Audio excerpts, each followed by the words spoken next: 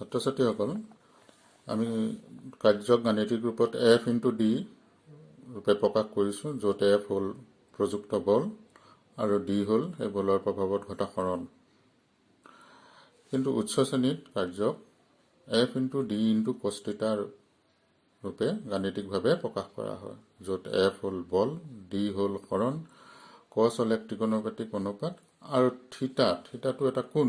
কোণটো কাৰ কাৰ মাজৰ? বল আৰু সৰণৰ দিশৰ মাজৰ কোণ। থিতা হ'ল বল আৰু সৰণৰ দিশৰ মাজৰ কোণ।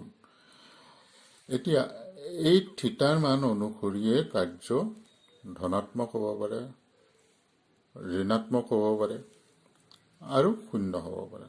ধনাত্মক কাৰ্য এটা কেতিয়া হ'ব?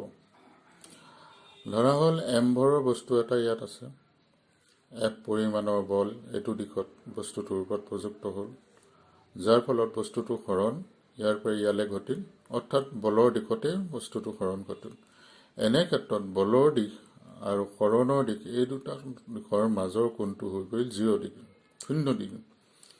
যিহেতু আমি জানো যে cos 0 ডিগ্ৰীৰ ভেলু হ'ল 1, তেনে ক্ষেত্ৰত আমি সূত্ৰটো যদি খটাওঁ W = F × D × cos 0 degree, এতিয়া F × D cos 0 ৰ ভেলু 1 = FD। এইটো ধনাত্মক ওলাইছে, অৰ্থাৎ ধনাত্মক কাৰ্য এটা আমি তেতিয়া পাব পাৰোঁ যেতিয়া বলৰ দিশ আৰু সৰণৰ দিশ একে হ'ব। আমি যিকোনো বস্তু এটাক ঠেলি সন্মুখলৈ নিলে যি কাৰ্য হয় সেয়া ধনাত্মক কাৰ্যৰ উদাহৰণ। নেক্সট আহিল ঋণাত্মক কাৰ্য, নিগেটিভ ৱৰ্ক। ধৰা হ'ল F পৰিমাণৰ বল m ভৰযুক্ত বস্তু এটাৰ ওপৰত প্ৰয়োগ কৰা হ'ল, এইটো দিশত বল প্ৰয়োগ হৈছে আৰু ইয়াৰ বল প্ৰয়োগৰ ফলত সৰণো এইটো দিশত তাৰ উল্টা দিশত ঘটিল। এনে ক্ষেত্ৰত বলৰ দিশ আৰু সৰণৰ দিশৰ মাজৰ কোণটোৰ পৰিমাণ 180 ডিগ্ৰী। তেতিয়াহ'লে ফৰ্মুলা মতে W = F × D × cos 180 degree. F × D cos 180 degree value হ'ল -1, তো হ'ল -FD, অৰ্থাৎ ঋণাত্মক কাৰ্য। ঋণাত্মক কাৰ্য আমি তেতিয়া পাম যেতিয়া বলৰ দিশ আৰু সৰণৰ দিশ ইটোৰ সিটো ওলোটা হয়, আমি যিকোনো এটা বস্তু ওপৰলৈ যেতিয়া উঠাওঁ, মধ্যখন শক্তি বস্তুটোক তললৈ টানে, কিন্তু আমি বস্তুটো বল প্ৰয়োগ কৰি ওপৰলৈ নিওঁ। তেনে ক্ষেত্ৰত বস্তুটোৰ দিশ আৰু পৃথিৱীৰ মধ্যখন বলে ক্ৰিয়া কৰা দিশৰ ওলোটা হয়। এটা ঋণাত্মক কাৰ্যৰ উদাহৰণ সেইটো এটা।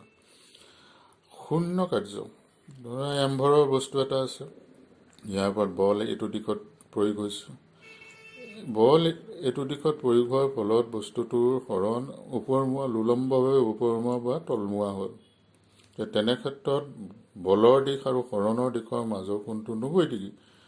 90 ডিগ্ৰী যদি হয়, কাৰ্য কিমান হ'ব? F × D × cos 90 degree. আমি জানো cos 90 ৰ ভেলু 0, গোটেইটো শূন্য হৈ পৰিল, অৰ্থাৎ এইটো এটা শূন্য কাৰ্য।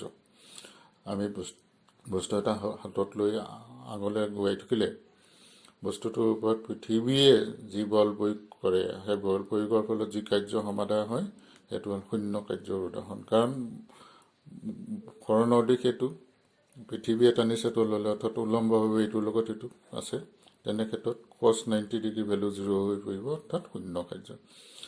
আশা কৰোঁ ধনাত্মক কাৰ্য, ঋণাত্মক কাৰ্য আৰু শূন্য কাৰ্যৰ ধাৰণা আৰু স্পষ্ট হৈছে।